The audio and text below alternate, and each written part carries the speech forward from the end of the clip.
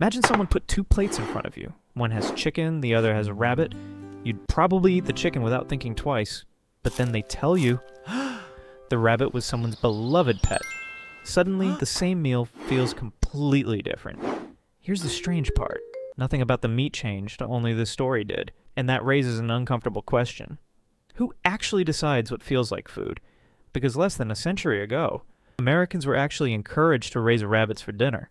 They were fast-growing, relatively cheap to raise, and required very little space.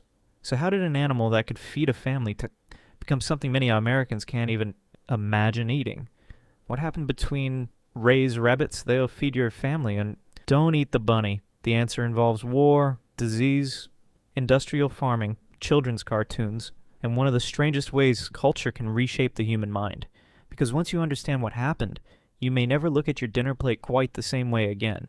Part 2. The rabbit that wasn't always a pet. There was a time when eating rabbit in America wasn't strange at all. During the Second World War, Americans faced rationing and meat shortages, and raising rabbits at home could seem like a practical way to add meat to the family table. They were small, they reproduced quickly, they needed far less space than large livestock, and unlike cattle, you didn't need acres of pasture to raise them. So, on paper, rabbit made a lot of sense. But here's where the story gets strange. Imagine walking into an American supermarket today. You see chicken, beef, pork, and then rabbit.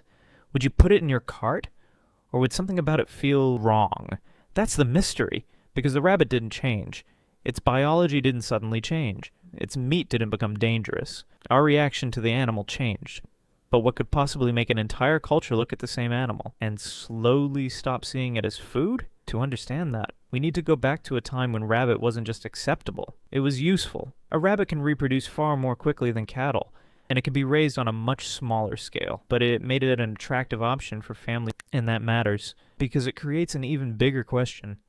If rabbit was practical, if people already ate it, and if the animal itself hadn't changed, what actually pushed it off the American plate? The answer wasn't one bad harvest. It wasn't that rabbits suddenly became difficult to raise. And it wasn't simply that Americans discovered another meat. Something deeper happened. The rabbit slowly stopped being seen as food. And once that happened, the question was no longer, right, can we eat this? It became, how could anyone eat this? And that change would have almost nothing to do with the rabbit itself. Part 3. The disease that changed the rabbit. But then, rabbit farmers faced a problem they couldn't simply breed their way out of. Disease. One of the most notorious was myxomatosis.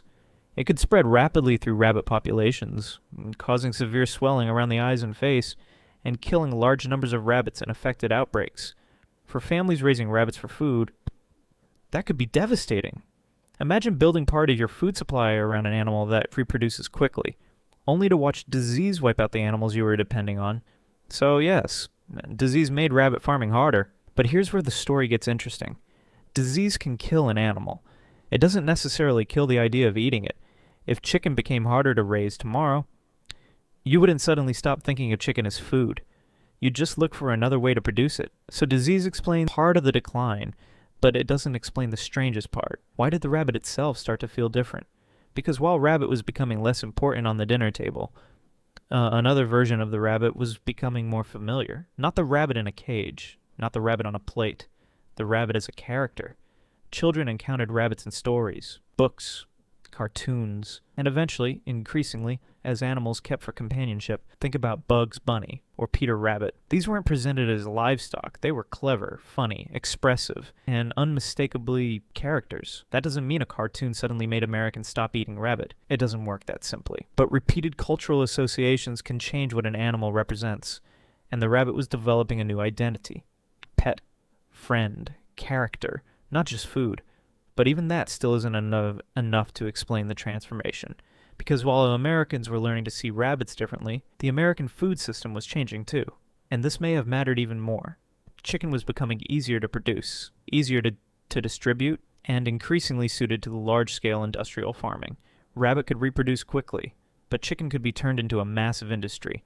And once one animal became dramatically easier to produce, process, package, and sell, the question changed. It wasn't simply, which animal can make the meat? It became, which animal can feed an entire country? And the animal that eventually won that race wasn't the rabbit. It was chicken. Part 4. The animal that fit the factory. And this is where the story gets bigger than rabbits. Because America wasn't just changing what people wanted to eat. It was changing how food was produced. After the war, the American meat industry was becoming increasingly industrialized. And one animal fit that new system extraordinarily well. The chicken. Chicken could be raised in enormous numbers. It grew quickly. It could be housed efficiently, and producers could standardize almost everything, from breeding to feeding to processing and to packaging. That created something a rabbit couldn't easily compete with: scale. A rabbit can reproduce incredibly quickly, but that doesn't automatically make rabbit meat cheap. You still have to raise the animals, handle them, process them, and get that meat into thousands of supermarkets. And chicken had already become exceptionally good at fitting into that system. Think about what you see in an American supermarket today. Boneless breasts, wings, thighs, nuggets, sandwiches. Everything is standardized. You don't have to think about the animal. You just pick up a package and cook it. Rabbit never became nearly as standardized in the American food system, and that creates an uncomfortable question. Did Americans stop eating rabbit because they decided it was a bad food? Or did they simply stop seeing it often enough for it to remain normal? Because food habits don't survive on nutrition alone. They survive on availability. If your parents eat something, and supermarkets sell it, and restaurants serve it, you grow up thinking, that's food. But if you almost never see it on a plate, you eventually stop thinking about it as food at all. And once that happens, something strange occurs. The absence starts creating its own explanation. People don't say, rabbit isn't common because the industry never developed around it. They say, Americans don't eat rabbit, as if that were some natural rule. But it isn't, and here's where the story becomes even more interesting. Because if industrialization was the whole answer, why do people in other parts of the world still eat rabbit? And why didn't the same animal become culturally unacceptable everywhere? That means America didn't simply lose a food. America developed a different relationship with the animal, and to understand why, we have to look at the most powerful force of all. Not economics, not farming, not even disease. Emotion. Part 5. When a food becomes a friend. And this is where the rabbit story becomes psychological. Because humans don't decide what's food based on biology alone. We learn it. Think about the animals you grew up seeing on the dinner table. Chicken and beef, pork, fish. You probably never had to question whether they were food. You've seen them in supermarkets, not on restaurant menus, and at family dinners. But rabbits followed a different path. While rabbit was becoming less important in the American food system, and it was becoming something else in the public imagination. A pet, a children's character, something cute, something to care for. Rather than something to cook. And here's the strange part. The animal didn't change. A rabbit on a farm and a rabbit in a child's bedroom are biologically the same animal. But emotionally, they can mean completely different things. Think about it. If someone put 2 plates in front of you, one chicken and one rabbit, and then told you the rabbit was someone's beloved pet, would that change how you felt about eating it? The meat didn't change. The nutrition didn't change. Only the story changed, and stories can change what an animal represents. Rabbits appeared in children's books, cartoons, and television, and increasingly, people's homes. Characters like Bugs Bunny and Peter Rabbit weren't presented as livestock. They were funny, human-like, and above all, someone you cared about. But cartoons alone didn't cause the decline. Something else was happening at the same time. The American food system was becoming increasingly industrialized. Chicken fit that system extremely well. It could be produced at an enormous scale, processed, packaged, and placed into supermarkets and restaurants across the country. Rabbit never became nearly as visible. Fewer people ate it. Fewer stores stocked it. Fewer families cooked it. And that created a powerful feedback loop. The less familiar rabbit meat became, the less normal it felt. And the less normal it felt, the less people wanted it. Eventually, a new generation didn't need to be told, rabbit isn't food.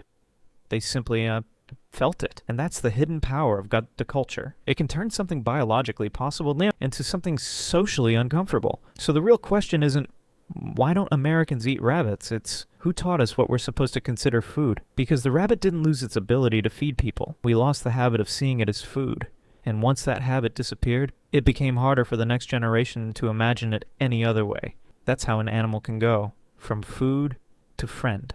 Part 6. The question you were never taught to ask. So the next time you see a rabbit, don't just ask, why don't we eat this? Ask something stranger. Why do we eat the animals we do? Because the list isn't determined by biology alone. It's shaped by history, by economics, by availability, by habit, and sometimes by emotion. A rabbit can be efficient to raise and still disappear from a culture's dinner table. A chicken can become an everyday meal because an entire system grew around producing it. And once a food becomes normal, we rarely stop to question why. We simply inherit the menu.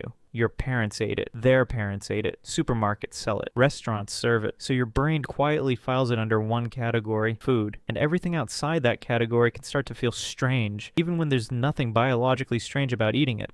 That's why the rabbit is such an interesting example. It shows that humans don't just eat what is efficient. We eat what our culture has taught us is food, and once that belief becomes powerful enough, that even a perfectly edible animal can become almost invisible on the plate. So maybe the real mystery was why don't we eat rabbit? And maybe it's this. How many of the foods you consider completely normal are only normal because someone somewhere taught you to see them that way? Part 7, the final twist. But there's one last problem with this story. If rabbits are still eaten in other parts of the world, then the rabbit itself was never the problem. The difference was culture. One society can look at a rabbit and see dinner. Another can look at the exact same animal and see a childhood pet. Same species, same biology, same meat, completely different meaning. And that tells us something uncomfortable about ourselves. We like to believe our food choices are logical, but sometimes we eat an animal because our culture taught us to, and sometimes we stop eating one because our culture taught us to see it differently. The belief becomes so normal, we eventually stop questioning it. Part 8, the hidden why. So, maybe rabbit meat never really disappeared. The idea of eating rabbit did, and that's the stranger story. The rabbit didn't fail. We changed. Disease made rabbit farming harder. Industrial agriculture made other meats easier to produce at scale. And culture gave the rabbit a completely different identity. Pet, character, childhood symbol. Something to care for, rather than something to cook. Then the cycle reinforced itself. Fewer people ate rabbit. Fewer stores stocked it. Fewer families grew up eating it. Until eventually, people didn't need to be told that rabbit wasn't food. They simply felt it. That's the hidden power of culture. It can turn something biologically possible into something socially impossible. The rabbit didn't become less edible. It became less imaginable. So the next time you sit in front of a plate of chicken, beef, or pork, ask yourself, why this animal? Because the answer may not be sitting on your plate at all. It's sitting inside your head. That's the hidden why.